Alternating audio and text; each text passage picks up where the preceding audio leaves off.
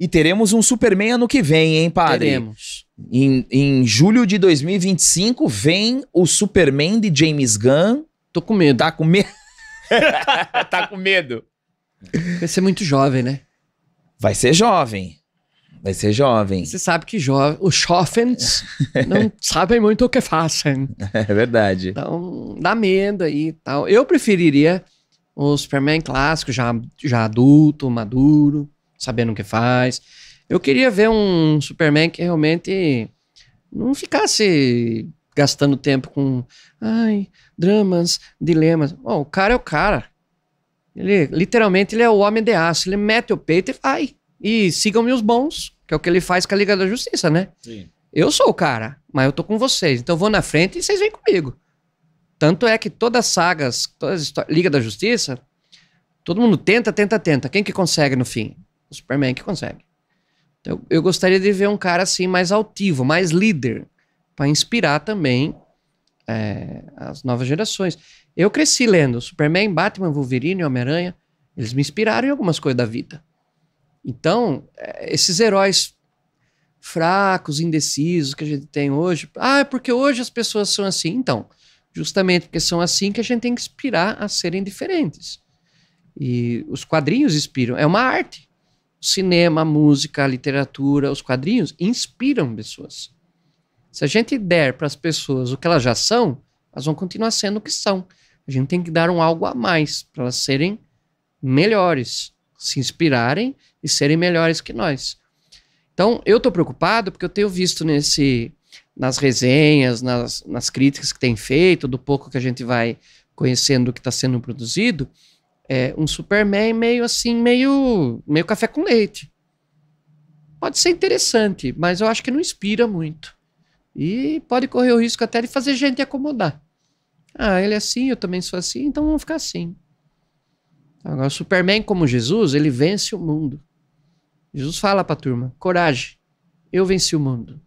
Vocês vão vencer comigo. O Superman é esse também, ele vence todo mundo. Tudo, qualquer ameaça. O pior dos vilões, dos bandidos, o gênio do Lex Luthor, o monstro do Apocalipse, ele vence. Olha, até isso, hein? O Superman vence o Apocalipse. É Jesus que vem no Apocalipse e vence o mal.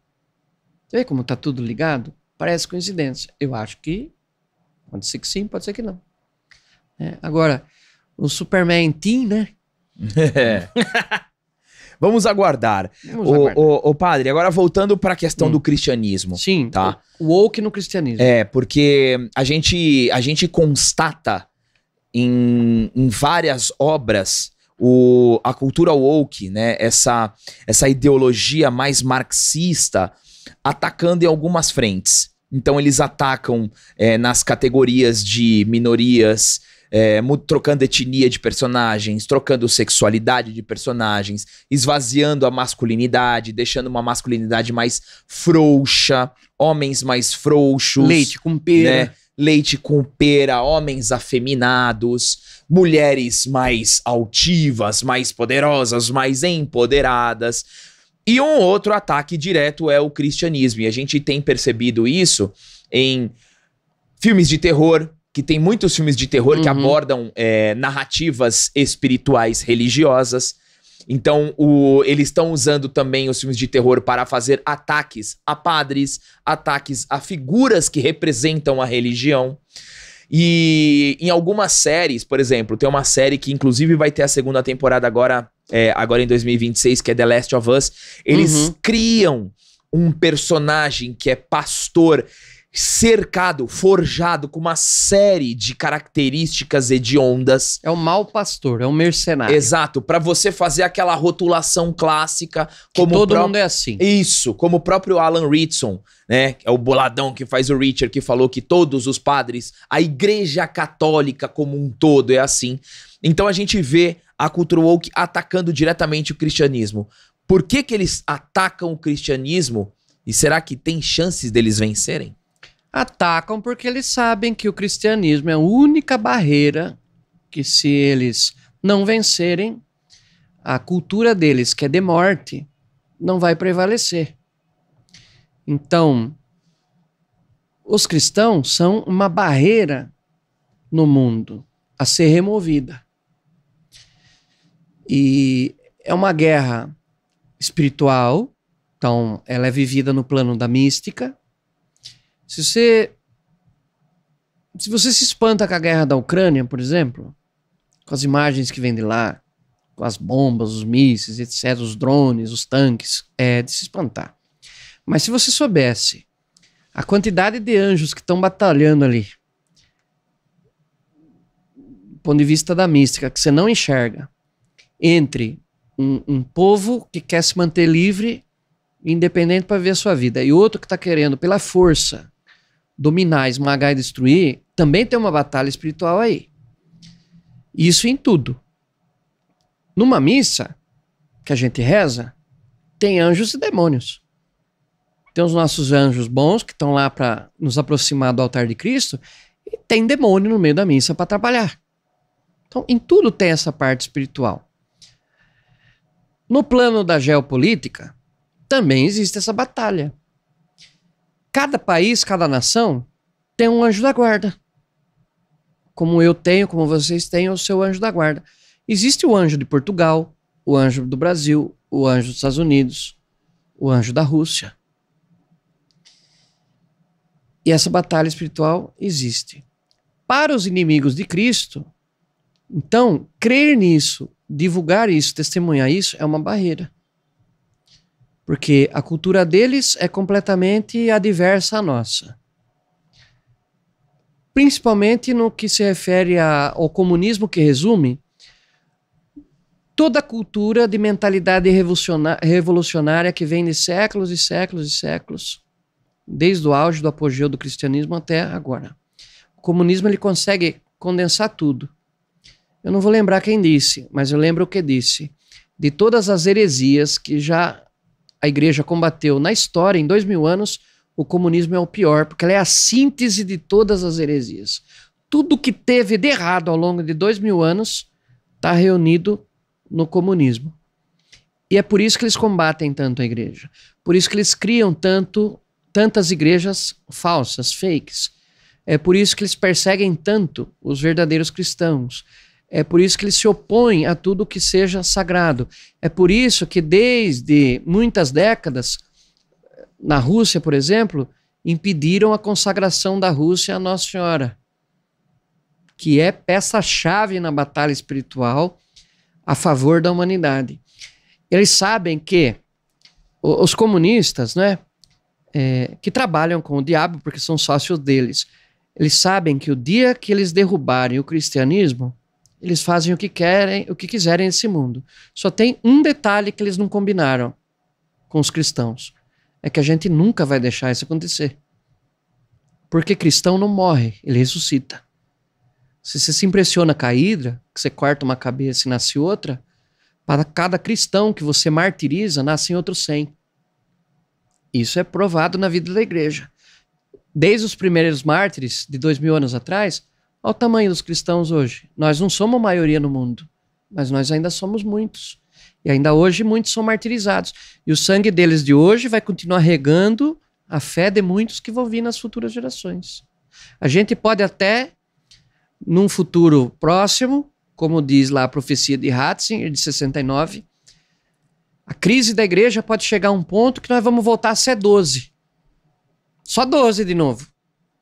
Mas ainda seremos 12. E enquanto tiver um, por amor a Cristo, a gente está aqui. Então, eles nunca vão vencer. O bem sempre prevalece ao mal, porque o mal não se sustenta. O mal é uma casa dividida. O inferno é dividido. Sabe quantos demônios tem? Milhares, milhares. Divididos em repartições, como se fosse aqueles quadradinhos de empresa, cada um na sua baia. Tem o demônio da gula, o demônio da inveja, o demônio da fornicação, o demônio da confusão. Eles são especializados e eles são divididos. Se você está preso no pecado da inveja, vem um outro demônio e fala, não, eu quero pegar ele para gula. Eu sou o demônio da gula. Ele tira você do outro. Eles são uma casa dividida. E como Jesus falou no Evangelho, casa dividida não se sustenta. Você já viu comunista ser amigo de outro? Comunista não tem amizade, tem interesse. que fez Lenin? O que fez Stalin? Assim que tomaram o poder, mataram um monte daqueles que julgavam ser amigos. Fizeram o expurgo. É algo realmente satânico, demoníaco. Então, por isso que eles vão prevalecer. Porque casa dividida não se sustenta. Por isso que a gente tem e reza muito contra divisões na igreja. Jesus não pediu isso. A gente foi se dividindo. É verdade. Primeiro, os do Oriente e os do Ocidente. O cisma de 1054. Os do Ocidente e os ortodoxos do Oriente. Depois, Lutero, Zwinglio, Calvino, com a reforma. Mas que reforma é essa que derruba, que divide, que causa confusão? Lutero, fez tanto que fez tanto que fez. Na hora de morrer, chamou um padre, dizendo que estava arrependido, que ele não sabia o que o que ele fez ia causar tudo isso. Só causou divisão, não fez bem para ninguém. E falar a verdade, quando Jesus voltar, ele não vai perguntar por que a gente se dividiu, ele vai perguntar por que vocês não estão juntos. Tá bom, alguns te dividiram, mas por que vocês não se juntaram de novo? Então, casa dividida é um perigo. Comunidade dividida é perigo. Igreja dividida é perigo. Bispos divididos é perigo. Padres. Luta de classes dentro da igreja. Os leigos contra os padres. Entre nós, os padres. Os conservadores, os progressistas. Tem que ter um meio. Tem que ter o justo meio, que é um princípio da filosofia. A justa medida, o justo meio. Nem além, nem a quem, nem tanto ao mar, nem tanto à terra. Vamos construir junto? Um vai ter uma teologia mais modernista, outro vai ter uma mais tradicional, mas vamos juntar e fazer juntos algo que é bom? Esse que é o desafio. Não vão vencer a igreja, porque sempre na igreja se chega a um ponto em que o bem faz todo mundo convergir para esse mesmo bem. Por exemplo, se eu estou lá na minha comunidade e aparece um pastor protestante ou qualquer pessoa de qualquer outra religião e diz assim: padre, agora no fim de ano, Natal, eu sei que o senhor tem experiência nisso, eu sou, sei lá, eu sou da sinagoga, eu sou da mesquita, podemos nos preparar lá e no fim do ano entregar marmita com os pobres com vocês aqui no Natal? O que você acha que eu vou falar? Claro, mas lógico, o bem faz todo mundo convergir. Ah, mas tem questões teológicas, doutrinais, tem questões políticas, porque o Islã não sei o quê, porque está acontecendo isso. Né? Meu, tudo isso você deixa de lado, converge para o bem, esquece, faz junto. Esse que é o problema. Em muitos lugares acontece isso. Em muitos lugares convivem pacificamente cristãos, judeus, muçulmanos, hindus. Mas na maioria dos lugares é dividido. Por isso tantas guerras, conflitos, problemas. Essa cultura woke se utiliza dessas diferenças, entra na igreja como um todo, cristã católica, cristã protestante, e faz das nossas diferenças um cavalo de batalha para a gente viver em estado permanente de conflito. Tá? Então, para mim, tem muitas coisas que entre os irmãos protestantes não estão de acordo com a minha doutrina. Vou sempre refutar. Vou sempre entender que é errado. Assim como há maus pastores na igreja católica, há maus pastores em qualquer igreja. Qualquer uma. E aí você tem que aprender a separar o joio do trigo, ver quem é realmente pastor ou quem está como lobo vestido com pele, né, de ovelha.